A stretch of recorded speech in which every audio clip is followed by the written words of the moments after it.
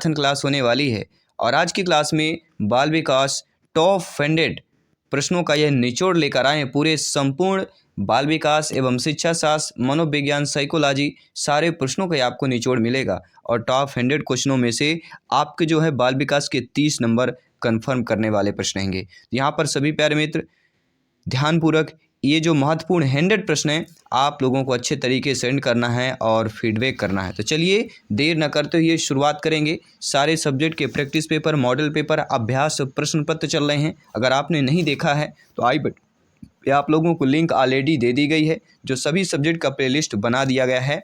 तो चलिए संपूर्ण बाल विकास के निचोड़ के टॉप 100 क्वेश्चनों में से शुरुआत करते हैं। सभी ध्यानपूर्वक प्रश्न को अटेंड करेंगे और फीडबैक करेंगे। पहला प्रश्न आप लोगों के स्क्रीन पर है। प्रश्न क्या दिया गया है ध्यानपूर्वक समझिएगा और फीडबैक कीजिएगा कि सीखने से क्या तात्पर्य होता है। मनोवृत्ति में परिवर्तन, व्यवहार में परिवर्तन, व्यवहार में अपेक्षाकृत स्थायी परिवर्तन या अनुभूति में परिवर्तन हो जाएगा। सभी कमेंट कीजिएगा। तो सीखने से क्या तात्पर्य होता है, तो सभी लोग जानते हैं सीखने से तात्पर्य होता है व्यवहार में अपेक्षाकृत स्थायी परिवर्तन। तो यहाँ पर आपका थर्ड ऑप्शन सही हो जाएगा। दूसरा प्रश्न क्या पूछा जा रहा है जो आप लोगों के स्क्रीन पर है। प्रश्न दिया गया है कि थ्योरी ऑफ लर्निंग की बात करेंगे। थ्योरी ऑफ लर्निंग नामक पुस्तक के लेखक हैं स्किनर, थॉर्नडाइक, हिलगार्ड या फ्रेंडसन की बात करेंगे। सभी कमेंट कीजिएगा। थ्योरी ऑफ लर्निंग नामक पुस्तक के लेखक कौन हो जाएंगे। तो यहाँ पर हम बात करेंगे, किसकी बात कर रहे हैं सभी लोग बताइए। हिलगार्ड की बात करेंगे। ऑप्शन नंबर 3 की बात करेंगे। अगला प्रश्न है, तीसरा नंबर प्रश्न जो आप लोगों के स्क्रीन पर दिया गया है। सीखना विकास की प्रक्रिया है, यह कथन किसका है। गेट्स का है, वुडवर्थ का है, स्किनर महोदय जी का है या आपके कोहलर महोदय जी का है। तो सीखना विकास की प्रक्रिया है, यह कथन साथियों किसका है सभी लोग बताइएगा, फीडबैक कीजिएगा। तो सीखना विकास की प्रक्रिया है, यह आपके वुडवर्थ महोदय जी का कथन है। चौथा प्रश्न जो स्क्रीन पर दिया गया है, अधिगम का अर्थ क्या होता है। बौद्धिक ज्ञान, भाषा का शुद्ध ज्ञान या व्यक्तित्व का सर्वांगीण विकास या बच्चों को पढ़ाना है। तो अधिगम का अर्थ जो होता है साथियों वह होता है व्यक्तित्व का सर्वांगीण विकास की बात करेंगे। तीसरा ऑप्शन यहाँ पर आप लोगों का सही हो जाएगा। पांचवा प्रश्न क्या दिया गया, स्क्रीन पर प्रश्न आ चुका है कि अधिगम के लिए क्या आवश्यक है। जी हाँ साथियों, जो अधिगम होता है उसके लिए स्व अनुभव आवश्यक है, स्वचिंतन, स्वक्रिया या उपयुक्त सभी की बात करेंगे। मेरे सभी प्यारे मित्र, शिक्षा बंधु, प्यारे प्यारे भाइयों की प्यारी प्यारी बहनें, गृहिणी जिनका सपना है गवर्नमेंट टीटी एग्जाम को क्रैक करना, यहाँ पे सभी फीडबैक करेंगे, सभी कमेंट करेंगे। अधिगम के लिए क्या आवश्यक है साथियों। अगर आपका एग्जाम होता है और टॉप 100 प्रश्नों में से अगर आपका 50+ यहाँ पर स्कोर है तो आपको सिलेक्शन पाने से कोई नहीं रोक सकता है। तो अधिगम के लिए क्या आवश्यक है साथियों। तो अधिगम के लिए स्वानुभव, स्वचिंतन, स्वक्रिया ये तीनों आवश्यक हैं, अर्थात ऑप्शन नंबर हमारा उपयुक्त सभी फोर्थ ऑप्शन सही हो जाएगा। छठा प्रश्न जो आप लोगों के स्क्रीन पर दिया गया है, सीखने के लिए अत्यधिक महत्वपूर्ण है प्रेरणा का होना, निरर्थक पद, स्मृति मापन उदाहरण या तेज गति से पढ़ने की क्षमता की बात करेंगे। तो सीखने के लिए जो अत्यधिक महत्वपूर्ण होता है वह होता है प्रेरणा का होना। प्रेरणा का होना बहुत ही महत्वपूर्ण होता है, सीखने की बात करेंगे। अगर आपको सिलेक्शन पाना है, अगर आपको पढ़ने के अभ्यास करने की प्रेरणा है तो सिलेक्शन पाने से कोई नहीं रोक सकता। सातवां प्रश्न जो कि आप लोगों के स्क्रीन पर आ चुका है, सीखने की परिघटना में आवश्यक घटक नहीं है। अधिगमकर्ता, आंतरिक अवस्था, प्रेरक या शिक्षक की बात करेंगे। तो सभी आप लोग जानते हैं कि सीखने की परिघटना में जो आवश्यक घटक अधिगमकर्ता होता है, आंतरिक अवस्था होता है, प्रेरक होता है, लेकिन सीखने की परिघटना में आवश्यक यहाँ पे शिक्षक नहीं है। ठीक है, डी फोर्थ ऑप्शन सही हो जाएगा। अगला प्रश्न है जो आप लोगों की स्क्रीन पर है, बालकों में सीखने पर सर्वाधिक प्रभाव पड़ता है प्रेरणा का, रुचि का, बौद्धिक योग्यता का या शारीरिक गठन का पड़ता है। तो आप सभी लोग जानते हैं कि बालकों में जो है सीखने पर सर्वाधिक जो प्रभाव पड़ता है किसका पड़ता है, प्रेरणा का पड़ता है। अगर आपको सीखना है, आप लोग हमेशा देखते हैं बालकों में प्रेरणा होती, बालक बचपन से जुड़ता है। ठीक है, बालक महात्मा गांधी के विचारों का अनुसरण करता है, कोई बालक आपके महान साइंटिस्ट की बात करेंगे, उनके विचारों के का अनुगमन करता है, कोई डॉक्टर के जो महान हैं उनके करता है, कोई कवि है उनके विचारों का अनुगमन करता है। ठीक है, तो बालकों में सीखने का सर्वाधिक प्रभाव उसकी प्रेरणा पर होता है। वह बालक किस प्रेरणा पर हुआ है, किनके विचारों से वह प्रेरित हुआ है। ठीक है, तो प्रेरणा आपका राइट ऑप्शन हो जाएगा। अगला प्रश्न है, APJ अब्दुल कलाम सभी लोग परिचित होंगे, बहुत सारे बच्चे इनसे जुड़े हुए हैं। लाल बहादुर शास्त्री जी की बात करेंगे। अगला प्रश्न स्क्रीन पर है, व्यवहार में होने वाले स्थायी परिवर्तन जो अभ्यास के कारण होते हैं उनको कहा जाता है। तो साथियों, व्यवहार में होने वाले स्थायी परिवर्तन जो अभ्यास के कारण होते हैं उनको सीखना, सोचना, क्रिया करना या कल्पना करना कहा जाता है। तो आप सभी लोग जानते हैं उनको ही सीखना कहा जाता है। पहला ऑप्शन सही हो जाएगा। अगला प्रश्न दिया गया है कि बालक सर्वप्रथम कौन सी क्रिया करके सीखता है। भाव प्रदर्शन, पढ़ना, लिखना, चलने की बात करेंगे। तो बालक जो होता है सर्वप्रथम कौन सी क्रिया करके सीखता है। तो सभी लोग जानते हैं बालक सर्वप्रथम भाव प्रदर्शन करके या भाव प्रदर्शन करने की क्रिया द्वारा सीखता है। देखिए, बालक अगर सर्वप्रथम अगर बात करेंगे, यहाँ पे सीखने की बात कर रहे हैं। ठीक है, ऐसी क्रिया जो सीखता है तो वह भाव प्रदर्शन हो जाएगा। ठीक है, कोई भी डाउट हो किसी प्रश्न पर, आपका फीडबैक, आपका कमेंट सर्वोपरि है, सम्मान है प्रत्येक शिक्षक बंधु का, प्रत्येक भाई बहन का। तो नीचे कमेंट बॉक्स में अपना अपना कमेंट, अपना अपना फीडबैक आप लोग कर सकते हैं। तो चलिए इस प्रश्न की बात करेंगे, अनुभव द्वारा व्यवहार में परिवर्तन लाना ही अधिगम है। ये कथन क्रो का है, गेट्स का है, स्नर जी का है या गिलफोर्ड महोदय जी का हो जाएगा। सभी कमेंट कीजिएगा मेरे सभी शिक्षक बंधु। तो अनुभव द्वारा व्यवहार में परिवर्तन लाना ही अधिगम है, ये कथन जो साथियों आपके गेट्स का कथन हो जाएगा। ठीक है, अनुभव द्वारा व्यवहार में परिवर्तन लाना ही अधिगम है, यह कथन क्या हो जाएगा, गेट्स का हो जाएगा। दूसरा ऑप्शन यहाँ पर आप लोगों का सही हो जाएगा। जॉन डीवी सीखने का आधार किसे मानते हैं, क्रियाओं को, आत्मा को, बुद्धि को या ज्ञानेंद्रियों को मानते हैं। एग्जाम के पहले video, golden video, marathon video बहुत ही इंपॉर्टेंट है साथियों। और आपके कमेंट आ रहे थे सर सभी सब्जेक्ट के मैराथन वीडियो लाइए। तो टॉप 100 क्वेश्चन आपको सिलेक्शन तक पहुंचाने में बहुत ही महत्वपूर्ण भूमिका निभाने वाले हैं, क्योंकि जो भी प्रश्न आप भूलते जा रहे हैं एक बार रिमाइंड में हो जाएगा और तैयारी आपकी बेहतरीन हो जाएगी। तो जॉन डीवी का आधार किसे मानते हैं, तो आपके जो जॉन डीवी जी हैं ये जो साथियों क्रियाओं को आधार मानते हैं। किसको मानते हैं, क्रियाओं को इन्होंने आधार माना है। अगला प्रश्न स्क्रीन पर है, अधिगम के विकास में निम्न में से सबसे महत्वपूर्ण क्या होता है। व्यस्त विद्यालय कार्यक्रम, अधिक पाठ्यपुस्तकें, अधिगम उत्प्रेरित वातावरण या उत्सुक माता पिता होता है। तो अधिगम के विकास में सबसे जो महत्वपूर्ण होता है वह अधिगम और उत्प्रेरित वातावरण। सी ऑप्शन यहाँ पर आप लोगों का सही हो जाएगा। अगला प्रश्न दिया गया है कि जब वर्तमान कार्य को करते समय पूर्व में सीखे गए कार्य के द्वारा बाधा उपस्थित की जाती है तो इस स्थिति को शून्य स्थानांतरण कहा जाता है, ऋणात्मक स्थानांतरण कहा जाता है, धनात्मक स्थानांतरण या इनमें से कोई नहीं। तो आप भली भांति जानते हैं, समझते हैं, ज्ञानी सर्वज्ञ व्याख्याता हैं, भावी अध्यापक अध्यापिकाएं हैं। जब वर्तमान कार्य को करते समय पूर्व में सीखे गए कार्य के द्वारा बाधा अगर आ रही है तो मतलब वह हमें क्या कर रहा है, बाधा उत्पन्न कर रहा है, विपरीत प्रभाव पड़ रहा है, तो वह फिर हमारा ऋणात्मक स्थानांतरण पहुंच जाता है। दूसरा ऑप्शन सही हो जाएगा। अगला प्रश्न है, सीखने की असफलताओं का कारण समझने की असफलताएं हैं। जी हाँ, जो सीखने की असफलता का कारण होता है समझने की असफलताएं हैं। यह कथन E.P. पॉलाउ जी का है, इक्सनर महोदय जी का है, मार्शल का है, वुडवर्थ का है। सभी कमेंट कीजिएगा। तो सीखने के असफलता का कारण समझने की आपके असफलताएं हैं, यह जो कथन है आपके मार्शल का कथन है। तीसरा ऑप्शन सही हो जाएगा। अगला प्रश्न है, सीखना किस प्रकार की गतिविधि है, व्यक्तिगत है, सामाजिक है, व्यवहारिक है या ये सभी हो जाएगा। तो सीखना किस प्रकार की गतिविधि होती है, आप सभी लोग जानते हैं सीखना एक सामाजिक गतिविधि होती है। सभी लोग बताइएगा सीखना किस प्रकार की गतिविधि है। देखिए काफ़ी सारे, देखिए सीखना जो होता है व्यक्तिगत यहाँ पे गतिविधि दिया गया है, समाज दिया गया, व्यवहारिक दिया है, ये सभी हो जाएगा। ठीक है, काफ़ी सारे यहाँ पे व्यवहारिक करते हैं, लेकिन यहाँ के प्रकार पूछा है, किस प्रकार की गतिविधि पूछा जा रहा है। तो सीखना जो है एक सामाजिक गतिविधि माना गया है सीटेट के। ठीक है, NCERT पर सीटेट ने इसको option number B is the right answer माना है। अगला प्रश्न आप लोगों के स्क्रीन पर, सीखने के सफल अनुभव अधिक सीखने की प्रेरणा देते हैं। यह कथन प्रेसी का है, रॉबिन्सन का है, फ्रेंडसन का है या हॉरेक्स का है। तो सीखने के सफल अनुभव अधिक सीखने की प्रेरणा देते हैं, यह कथन हमारा किसका हो जाएगा, फ्रेंडसन का हो जाएगा। जी हाँ, सीखने के देखिए सफल अनुभव अधिक सीखने की प्रेरणा देते हैं। अगर आपके सफल फ्रेंड मिल जाते हैं, अगर देखिए जो भी आपके दोस्त सफलतापूर्वक है, जो उन्होंने सफलता हासिल की है, अगर वो दोस्त हैं आपके, वो फ्रेंड सर्किल में हैं, तो समझ लीजिए जो अधिगम होगा, अधिक सीखने को प्रेरणा आपको वहीं से मिलती है। तो सीखने के सफल अनुभव, अधिक सीखने की प्रेरणा कहाँ मिलती है? अपने फ्रेंड्स के द्वारा, अर्थात ये कथन फ्रेंडसन का हो जाएगा। ठीक है, आइए बात कर लेते हैं अगले प्रश्न की।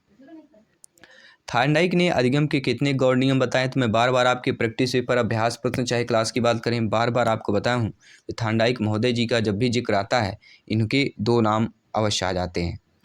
ठीक है, अब आप बोलेंगे थार्नडाइक महोदय जी के 2 नाम में कौन कौन से? एक होता है आपका मुख्य नियम आता है, जिसके 3 होते हैं आपके, और दूसरा आपका नियम आता है गौड़ नियम, जिसके कितने प्रकार हैं? 5 प्रकार हैं। तो यहाँ पे जो पहला ऑप्शन दिया गया आप लोगों का यहाँ पर सही हो जाएगा। थार्नडाइक महोदय की बात करते हैं, इन्होंने प्रयास और त्रुटि का सिद्धांत के नाम से जाना जाता है।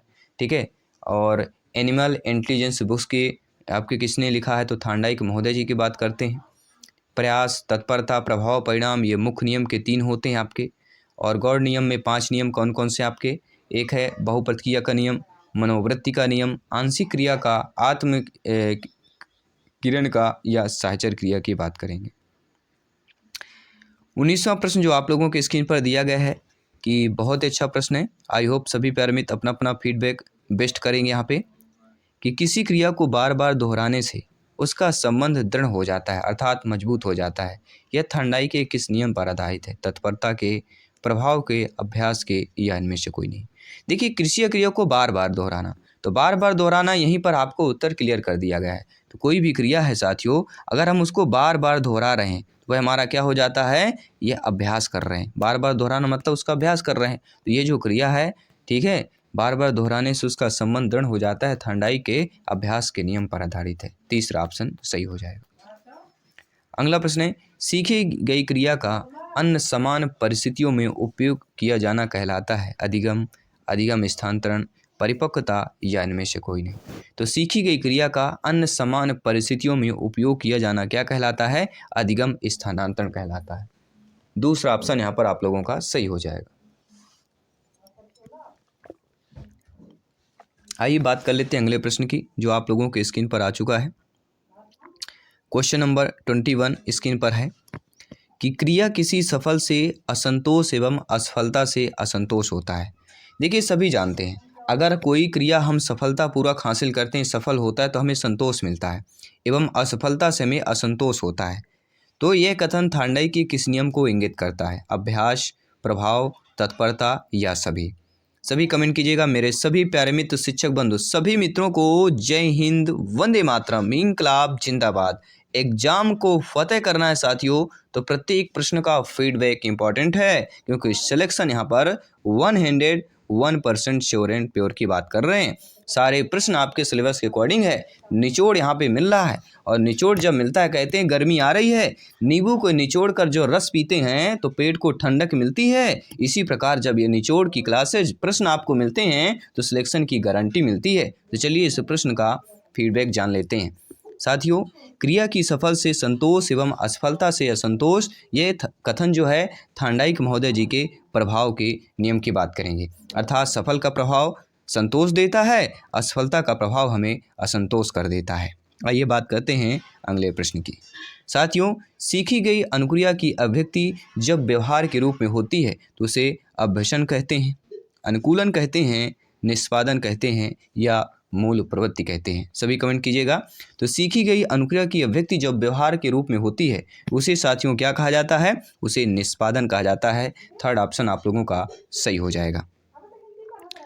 अगला प्रश्न दिया गया है कि वाइगोस्की बच्चों के सीखने में निम्न में से किस कारक की महत्वपूर्ण भूमिका पर बल देते हैं? अनुमानसिक कारक, नैतिक कारक, शारीरिक कारक, सामाजिक कारक? सभी कमेंट कीजिएगा। जब भी कोहलबर्ग का नाम आता है, नैतिकता से जुड़ जाता है। वाइगोस्की का नाम आता है, संवेगात्मक से या संवेदनात्मक से जुड़ जाता है।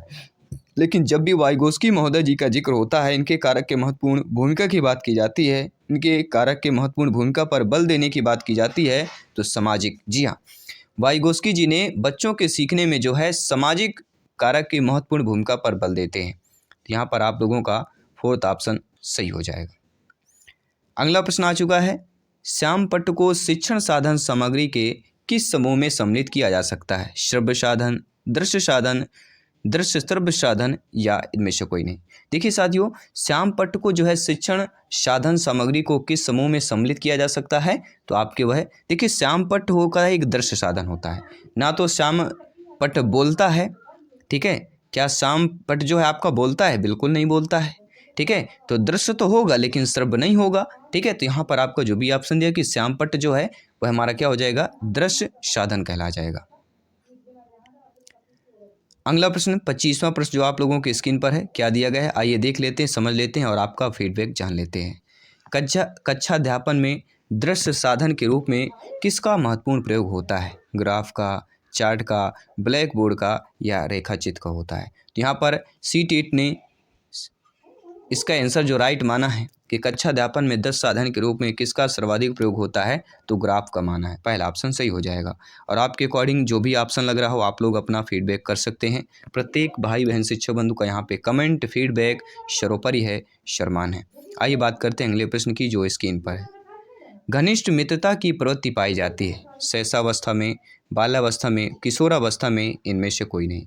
तो घनिष्ठ मित्रता की जो प्रवृत्ति होती है आपके सभी लोग जानते हैं किशोरावस्था में पाई जाती है, ठीक है। और इस अवस्था में विपरीत लिंग की जो फ्रेंडशिप होता है, ठीक है, जो दोस्ती होती है, घनिष्ठ मित्रता होती है, विपरीत लिंग में ज़्यादातर की बात करेंगे, ठीक है। तीसरा ऑप्शन सही हो जाएगा। शरीरी विकास का क्षेत्र है स्नायुमंडल, मांसपेशियों की वृद्धि, आपका इंडोसिन ग्लैंडल या ये सभी हो जाएगा। देखिए शरीरी विकास का क्षेत्र जो होता है आपका स्नायुमंडल भी होता है, मांसपेशियों की वृद्धि की बात करेंगे, ये आपके इंडोनेशिया ग्लैंडल की बात करेंगे। तो ये तीनों हमारे जो हैं शरीर विकास के क्षेत्र कहलाते हैं, इसलिए जो ये सभी हमारा फोर्थ ऑप्शन वाला सही हो जाएगा। अगला प्रश्न है, वीर पूजा की भावना किस अवस्था की विशेषता है? शैशवावस्था की, बाल्यावस्था की, किशोरावस्था की या इनमें से कोई नहीं। तो वीर पूजा की जो भावना होती है वह किस अवस्था में विकसित होती है? देखिए जब भी वीर होती है, वीर मतलब एक उत्साह होता है। हर एक बच्चे का इंडियन आर्मी में एक सपना हो जाता है, रनिंग शुरुआत कर देता है, फिजिकल तैयारी कर देता है। तो ये जो तैयारी होता है उसके जो मन में दृढ़ निश्चय आ जाता है वह किशोरावस्था में ही हो जाता है। अर्थात हम बात करेंगे वीर पूजा की भावना, जब भी हम लक्ष्मीबाई की, रानी लक्ष्मीबाई जी की कहानी पढ़ते हैं कि खूब लड़ी मर्दानी वह तो झांसी वाली रानी थी, बुंदेलों के हर बोलों के मुख हमने सुनी कहानी थी। तो ये आप क्या बात करते हैं? वीर रस की बात करेंगे। तो अर्थात उसी से संबंधित ये प्रश्न भी है कि वीर पूजा की भावना किस अवस्था की विशेषता है? तो ये आपकी किशोरावस्था की विशेषता है। अगला प्रश्न जो आप लोगों के स्क्रीन पर है, विकास की किस अवस्था जो है आंधी और तूफान की अवस्था कहा गया है? शैशवावस्था को, बाल्यावस्था को, किशोरावस्था को, इनमें से कोई नहीं। देखिए आंधी और तूफान की अवस्था, कहते ना खूब लड़ी मर्दानी वह तो झांसी वाली रानी थी, बुंदेलों के मुख हमने सुनी कहानी थी। तो आंधी और तूफान से लड़ जाता है आदमी, आंधी और तूफान से लड़ने वाली जो अवस्था कहलाती है वह किसी से भी लड़ सकता है, उसके अंदर इतनी वीर उत्साहित होती है, वह होता है किशोरावस्था। Third option is the right answer, correct answer हो जाएगा। अगला प्रश्न, क्योंकि इस अवस्था से आप लोग भी गुजर चुके हैं तो आप लोग भली भांति समझते हैं, जानते हैं। आइए बात करते हैं अगले प्रश्न की। साथियों, किशोरावस्था बड़े संघर्ष, तनाव तथा विरोध की अवस्था है, यह कथन किसका है? Stanley Hall, Clarke, Weber, William James का। सभी मेरे प्यारे मित्र, शिक्षक बंधु, ब्रदर्स, सिस्टर्स एंड टीचर्स सभी कमेंट करेंगे। तो आपकी जो किशोरावस्था है बड़े संघर्ष, तनाव तथा विरोध की अवस्था है, यह कथन आपका किसका हो जाएगा? सभी लोग जानते हैं यह कथन आपके स्टैनली हॉल का कथन है। जी हाँ, पहला ऑप्शन सही हो जाएगा। अगला प्रश्न क्या दिया गया है जो कि आप लोगों की स्क्रीन पर ही प्रश्न है कि कल्पना मानसिक हस्त व्यापार है, किसने कहा है? रॉस ने, वुडवर्थ ने, मन ने या आलपोर्ट ने कहा है? तो कल्पना मानसिक हस्त व्यापार है, ये कहने वाले आपके जो मनोवैज्ञानिक है मन का, क्योंकि मन में कल्पना जागृत करना बहुत ही इंपॉर्टेंट है। जब आप मन में कल्पना जागृत कर लेते हैं, उसे धरती पर, धरातल पर उतारने के लिए आपके हाथ और मनन शक्ति को क्या है? जागृत करना पड़ता है, उजागर करना पड़ता है और कार्य के साथ अभ्यास करना पड़ता है। तो कल्पना मानसिक हस्त व्यापार है, वह किसका कथन है? आपके मन का कथन है, ठीक है। ये मन आपके एक मनोवैज्ञानिक है। जी हाँ, अगला प्रश्न स्क्रीन पर है। चिंतन मानसिक क्रिया का ज्ञानात्मक पक्ष है, यह परिभाषा वुडवर्थ जी का है, रास का है, हरलाग का है, स्पेंसर का है। देखिए मैंने एक चीज़ आपको जिक्र किया था किसी प्रश्न पर कि चिंतन मानसिक क्रिया का ज्ञानात्मक पक्ष है। तो चिंतन, मानसिक और ज्ञान, चिंतन करने हैं तो मानसिक चिंतन कीजिए और ज्ञान के क्षेत्र में चिंतन कीजिए, तो आपका जो रास आएगा बहुत ही अच्छा लगेगा। जी हाँ, चिंतन में रास तभी आ सकता है जब मानसिकता के साथ साथ ज्ञानात्मक पक्ष का उजागर होता है, तो हमें चिंतन में रास आ जाता है। जी हाँ, तो चिंतन मानसिक क्रिया का ज्ञानात्मक पक्ष है, किसका परिभाषा है? रॉस की परिभाषा है। करेक्ट कर लीजिएगा, अपने आंसर को फीडबैक करके लॉक कर लीजिएगा। 100 में से आप लोगों का फीडबैक क्या है? नीचे कमेंट बॉक्स में मेरे सभी प्यारे मित्र कमेंट करेंगे। सभी शिक्षक बंधु, ये आपका अपना परिवार है, टीचर्स फैमिली है, आवर फैमिली है, शिक्षकों का परिवार है और आपका फीडबैक सर्वोपरि है, सम्मान है। चिंतन की वजह से सर्वश्रेष्ठ चिंतन आपका कल्पनात्मक, प्रत्यात्मक, प्रत्यक्षात्मक या तार्किक होता है। देखिए जब भी चिंतन की दृष्टि की बात करते हैं, चिंतन की वजह से सर्वश्रेष्ठ चिंतन की बात करते हैं, तो आपका जो यहाँ पे आता है तार्किक चिंतन इज द बेस्ट हो जाता है। ठीक है, आप ये रीजनिंग, अब ये तार्किक चिंतन किसका रूप ले लिया है? आपका एक रीजनिंग का रूप ले लिया है। किसकी बात करेंगे? रीजनिंग की बात करेंगे। ठीक है, तो ये रीजनिंग आती है वह तार्किक चिंतन से आधारित होता है, तार्किकता चिंतन से ही आपके संबंधित आपकी रीजनिंग होती है। अगला प्रश्न है, प्राणी के समस्त व्यवहार के पीछे निहित कारक चिंतन, संवेदना, संवेग या अभिप्रेरणा की बात करेंगे। सभी कमेंट कीजिएगा। तो प्राणी के समस्त व्यवहार के पीछे जो निहित होता है वह साथियों क्या होता है? अपने अंदर की अभिप्रेरणा को उजागर कीजिए, तैयारी को बेस्ट बनाइए और प्रिपरेशन के साथ सिलेक्शन पाइए। प्राणी के समस्त व्यवहार के पीछे निहित जो कारक होता है वह चिंतन है, संवेदना है, संवेग है या अभिप्रेरणा।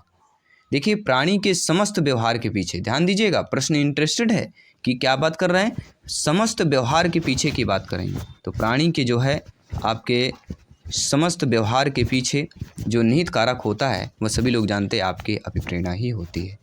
फोर्थ ऑप्शन सही हो जाएगा। अगला प्रश्न है, किसी एक ही वस्तु पर चेतना का केंद्रीकरण, जी हाँ, किसी एक ही वस्तु पर अगर आपकी चेतना का केंद्रीकरण कर रहे हैं, ठीक है, वह आपके रुचि कहलाती है, प्रेरणा कहलाती है, प्रत्यक्षीकरण या अवधान कहलाता है। ध्यान दीजिएगा, C-TET ने इसका करेक्ट आंसर क्या माना है? किसी एक ही वस्तु पर चेतना का केंद्रीकरण वह अवधान कहलाता है। ठीक है, किसी एक ही वस्तु पर चेतना का अगर केंद्रीकरण कर रहे हैं तो C-TET ने यहाँ पे फोर्थ ऑप्शन अवधान को माना है। अगला प्रश्न है, स्मृति प्रक्रिया है आपकी शारीरिक है, मानसिक है, चारित्रिक है या आध्यात्मिक की बात करेंगे। मेरे सभी प्यारे मित्र, सभी शिक्षक बंधु यहाँ पे कमेंट कीजिएगा, फीडबैक कीजिएगा। सभी मित्रों को जय हिंद, वंदे मातरम। आपका फीडबैक सर्वोपरि है। जब भी स्मृति की बात की जाती है, स्मृति की प्रक्रिया की बात की जाती है, यह हमारा स्मृति जो प्रक्रिया है वह मानसिक होती है। देखिए स्मृति जो होता है, हम सोचते हैं, अपने माइंड से सोचते हैं, अपने थॉट से सोचते हैं, अपने थॉट के लॉजिक से होते हैं। ठीक है, तो लॉजिकल जो होता है वह स्मृति कहलाती है। कहते हैं ना, स्मृति आपकी याददाश्त है कि नहीं है, वह क्या कहलाती है? ये प्रक्रिया मानसिक ही होती है। बी ऑप्शन अर्थात दूसरा ऑप्शन सही हो जाए। साथियों, वास्तविक स्मृति में याद किया जाता है आदत से, यांत्रिकता से, सक्रिय रूप से या क्रमबद्धता से किया जाता है। तो सभी प्यारे मित्र जानते हैं आप लोग कि वास्तविक स्मृति जो होती है, इसमें जो याद किया जाता है वह किससे याद किया जाता है? क्रमबद्धता से होता है, क्योंकि क्रमबद्धता ही सफलता की कुंजी बन जाती है और क्रमबद्धता ही आपके सफलता के शिखर पर, फतेह पर ले जाता है। ठीक है, जब आप लगातार डेली क्लासेज करते हैं, अभ्यास कर सकते हैं, आप समझ लीजिए अगर आप डेली 100 प्रश्न कर रहे हैं तो आप ये भी जानते हैं कि 10 दिन में क्या होता है। 10 दिन में आप लोग 1000 क्वेश्चन अटेंड कर लेते हैं। वही आप लोग एक महीने में कितने कर लेते हैं? सभी लोग जानते हैं 3000 प्लस क्वेश्चन को आप लोग अटेंड कर लेते हैं। इसलिए कहते हैं क्रमबद्धता बनाए रखिए। तो वास्तविक स्मृति में याद किया जाता है, क्रमबद्धता से याद किया जाता है। अगला प्रश्न है, जब हम सीखी बातों में कभी नहीं भूलते हैं तो वह स्मृति आदत है, स्थायी है, तार्किक है या अस्थायी हो जाती है। तो जब हम सीखी बातों को कभी नहीं भूलते हैं, जी हाँ, मान लीजिए ये सारे प्रश्न आप लोग कर रहे हैं, टॉप 100 क्वेश्चन, ये आपको ज़िंदगी में नहीं भूलने वाले हैं, ये वादा करता हूँ। आप अगर चिंतन मनन से प्रश्न को ये वीडियो देख रहे हैं, कभी नहीं भूलेंगे टॉप 100 क्वेश्चन को। तो जब हम किसी भी सीखी बातों को कभी नहीं भूलते हैं तो वह जो स्मृति होती है वह कैसी स्मृति बन जाती है? स्थायी स्मृति बन जाती है। जी हाँ, क्या कोई अपने माता पिता को बोलता है? क्या अपने सगे रिश्तेदार संबंधी दोस्त को बोलता है? नहीं बोलता, क्योंकि वह स्मृति स्थायी स्मृति हो जाती है। अगला प्रश्न है, निम्न में से कौन सा स्मृति का अंग नहीं है? अधिगम, चिंतन, धारण, प्रत्यायन। तो निम्न में से कौन सा स्मृति का अंग नहीं है? तो इसके पहले हमें जानना बहुत जरूरी कि स्मृति के अंग हैं कौन कौन। देखिए, अधिगम, चिंतन और प्रत्यायन ये क्या होते हैं? स्मृति के अंग कहलाते हैं। लेकिन जो धारण दिया गया है थर्ड ऑप्शन, ये आपके स्मृति का अंग नहीं है। ठीक है, according two questions third option is the right answer, correct answer हो जाएगा। अगला प्रश्न है, वास्तविक स्मृति में याद किया जाता है आदत से, आंशिकता से, क्रमबद्धता से या सक्रिय रूप से। तो वास्तविक जो स्मृति होती है उसमें क्या याद किया जाता है? तो आप सभी लोग जानते हैं क्रमबद्धता से। ठीक है, इसको हम कर भी चुके हैं, तीसरा ऑप्शन सही हो जाएगा। शायद प्रश्न हमारा रिपीट हुआ है। अगला प्रश्न है, देखिए, चिंतन में सम्मिलित मानसिक प्रक्रिया जो है कल्पना, स्मृति, अनुमान, ये सभी। देखिए, काफ़ी बार क्वेश्चन रिपीट हो जाते हैं क्योंकि मैं सारा कुछ अकेले ही करता हूँ, सारा कुछ पीडीएफ फाइल, सारा कुछ मेंटेन, सारे क्वेश्चनों का मेंटेन, तो कभी कभी गलतियाँ हो जाती हैं, तो आप लोग क्षमा कीजिएगा। ठीक है, आपका कमेंट आता है, फीडबैक मिलता है, हमें भी एक आप लोगों से भी एक मोटिवेशन और सीखने का मिलता है। ठीक है, तो आई होप सभी प्यारे मित्र अच्छे तरीके से आप लोग फीडबैक करते हैं, साथ कर रहे हैं, सपोर्ट कर रहे हैं, क्योंकि शिक्षा ही प्रकाश है। आइए बात करते हैं अगले प्रश्न की। चिंतन में जो सम्मिलित मानसिक प्रक्रिया होती है वह कल्पना की, स्मृति की, अनुमान की या ये सभी की होती है? तो चिंतन में जो सम्मिलित मानसिक प्रक्रिया होती है वह देखिए साथियों, आपकी कल्पना, स्मृति और अनुमान, इन तीनों की होती है। तो यहाँ पर फोर्थ ऑप्शन वाला हमारा ये सभी वाला सही हो जाएगा। आइए बात करते हैं अगले प्रश्न की। 40+ हम क्वेश्चन यहाँ पे ऑलरेडी कर चुके हैं। अगला प्रश्न जो दिया गया है कि व्यक्ति वंशानुक्रम एवं वातावरण की उपज ही है, ये कथन क्रो एवं क्रो का है, डगलस का है, वुडवर्थ जी का है या मकाइवर एवं पेज का कथन है? सभी लोग बताइएगा। कथन चाहे हम पिछले एग्जाम की बात करें, 1 से 2 प्रश्न ऑलरेडी पूछा जाता है। तो व्यक्ति वंशानुक्रम एवं वातावरण की उपज है, ये कथन जो है आपके किसी और का नहीं, वुडवर्थ का है। देखिए, उपज होना, उपज मतलब एक जन्म की बात करेंगे। ठीक है, व्यक्ति वंशानुक्रम वातावरण की उपज की बात करें और वहाँ पे वर्थ क्या होता है। ठीक है, अगर हम इंग्लिश में वर्थ लिखते हैं तो डेट ऑफ बर्थ कहते हैं ना, तो वर्थ मतलब एक जन्म होता है, तो जन्म अर्थात उपज हो रहा है, तो कहीं ना कहीं वुडवर्थ का संबंध है। तो व्यक्ति वंशानुक्रम वातावरण की उपज है, ये कथन आपके वुडवर्थ महोदय जी का हो जाएगा। अगला प्रश्न है, सीखने की खेल विधि उपयोगी है बाल्यावस्था के लिए, पूर्व किशोरावस्था के लिए, युवावस्था के लिए या परिपक्व अवस्था के लिए? तो आप सभी लोग जानते हैं, बहुत ही सिंपल साधारण सा प्रश्न पूछा गया है कि सीखने की जो खेल विधि होती है वह बाल्यावस्था के लिए सबसे इंपॉर्टेंट मानी जाती है। पहला option is the right answer, correct answer हो जाएगा। अगला प्रश्न दिया गया है कि अधिगम का शिक्षा में योगदान है व्यवहार परिवर्तन में, नवीन अनुभव प्राप्त करने में, समायोजन में या इन सभी में? मेरे सभी शिक्षक बंधु कमेंट करेंगे। देखिए, यहाँ पर दिया गया है कि अधिगम का शिक्षा में जो योगदान होता है वह देखिए व्यवहार परिवर्तन में भी होता है, नवीन अनुभव प्राप्त करने में भी होता है और समायोजन में भी होता है। इसलिए आपका यहाँ पे फोर्थ वाला ऑप्शन जो है सही हो जाएगा। अगला प्रश्न दिया गया है कि निम्न में से कौन सा अधिगम का स्थानांतरण जो है या सिद्धांत है? तो अधिगम स्थानांतरण का सिद्धांत समरूप तथा सिद्धांत, दो तत्वों का सिद्धांत, गेस्टाल्ट सिद्धांत या ये सभी हो जाएगा? देखिए, अधिगम स्थानांतरण का जो सिद्धांत है समरूप का सिद्धांत भी है, दो तत्वों का भी है और गेस्टाल्ट का सिद्धांत भी। तो उपरोक्त सभी फोर्थ ऑप्शन हमारा यहाँ पर आप लोगों का सही हो जाएगा। अगला प्रश्न है, निम्न में से कौन सा प्राकृतिक अभिप्रेरक है? सुरक्षा, भूख, प्यास या सामाजिक बंधन? आप अच्छी तरह से जानते हैं कौन सा जो है प्राकृतिक अभिप्रेरक हो जाएगा। देखिए, सुरक्षा है, भूख है, प्यास है, ये तीनों हमारे क्या है, सभी लोग बताइए। जन्मजात अभिप्रेरक की बात करेंगे। देखिए, भूख और प्यास ही जन्मजात अभिप्रेरक हो जाते हैं, लेकिन यहाँ पे प्राकृतिक अभिप्रेरक जो होता है वह सामाजिक बंधन है। प्राकृतिक अभिप्रेरक आपके यहाँ पे सामाजिक बंधन जो होता है वह प्राकृतिक अभिप्रेरक की श्रेणी पर आ जाता है। और मैकडूगल की बात करते हैं, 14 मूल प्रवृत्तियाँ किसने बताई थी? मैकडूगल ने बताई थी, जिसमें भूख, प्यास ये सारी चीज़ें आती हैं। अगला प्रश्न बात करेंगे, प्रेरणा छात्रों में रुचि उत्पन्न करने की कला है, यह कथन थॉमसन, क्रो एवं क्रो का, गुडविन का या रॉस का हो जाएगा? तो प्रेरणा छात्रों में रुचि करने की या रुचि उत्पन्न करने की कला है, ये जो साथियों कथन है सभी लोग अच्छी तरह से जानते हैं कि यह थॉमसन का कथन हो जाता है। जी हाँ, प्रेरणा छात्रों में रुचि उत्पन्न करने की कला कला का संबंध थॉमसन से बहुत ही महत्वपूर्ण और गहरा माना जाता है। जन्मजात प्रेरक बताइएगा। भूख, जीवन लक्ष्य, रुचि, प्रशंसा। तो हमने बता चुका है कि भूख जो होती है, भूख और प्यास से जन्मजात प्रेरक होते हैं। पहला ऑप्शन यहाँ पर सही हो जाए। अगला प्रश्न है, जीन पियाजे जी ने बालक के संज्ञानात्मक विकास की कितनी अवस्थाओं का वर्णन किया है। तो हम सभी प्यारे मित्र जिक्र कर चुके हैं। जीन पियाजे जी की अगर बात करते हैं, 4 अवस्थाएं इन्होंने जिक्र किया है, जिसमें से पहली अवस्था जन्म से लेकर 2 वर्ष तक संवेदी कामक अवस्था, दूसरी अवस्था 2 से लेकर 7 वर्ष तक पूर्व संक्रियात्मक अवस्था, तीसरी अवस्था जो कहलाती है वह 7 से लेकर 11 तक कहलाती है, वह है आपकी मूल संक्रियात्मक अवस्था, और चौथी अवस्था है 11 से लेकर आगे 11 से लेकर 15 वर्ष औपचारिक संक्रियात्मक अवस्था या अमूर्त संक्रियात्मक अवस्था।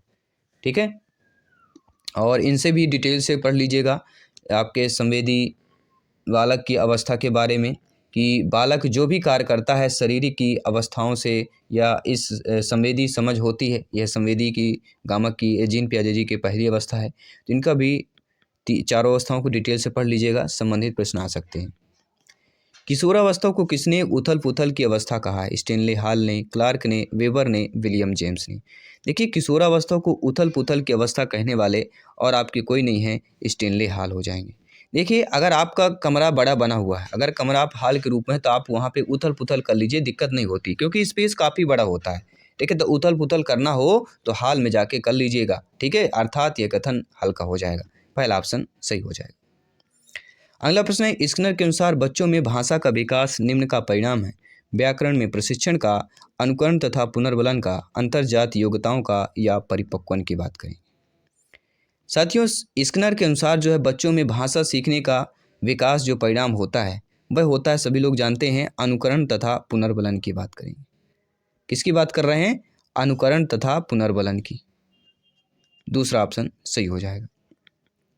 अगला प्रश्न दिया गया है, व्यक्तिगत भिन्नता के कारण सदैव ही होते हैं। वंशानुगत, सामाजिक व आर्थिक, संवेगात्मक एवं व्यक्तिगत, या पर्यावरण एवं वंशागत की बात करेंगे।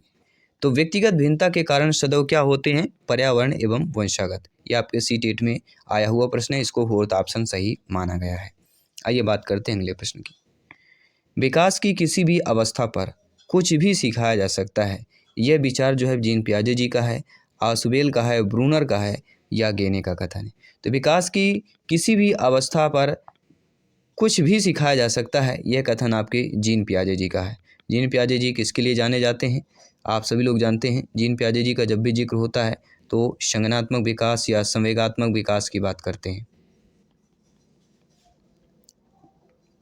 अगला प्रश्न आप लोगों की स्क्रीन पर दिया गया है कि पावलोव व स्किनर इनमें से किससे संबंधित है? संरचनावाद, प्रकारवाद, व्यवहारवाद, या गेस्टाल्ट मनोविज्ञान की बात करेंगे। सभी जानते हैं, जब भी पावलोव और स्किनर महोदय की बात की जाती है तो ये सभी लोग जानते हैं दोनों जो है आपके व्यवहारवाद से संबंधित हैं। तीसरा ऑप्शन सही हो जाएगा। अगला प्रश्न है, मुझे एक बालक दो, उसे मैं जैसा आप चाहे वैसा बना सकता हूँ। यह कथन है आपकी गुथरी का है, पावलोव का है, स्किनर का है, वाटसन का है।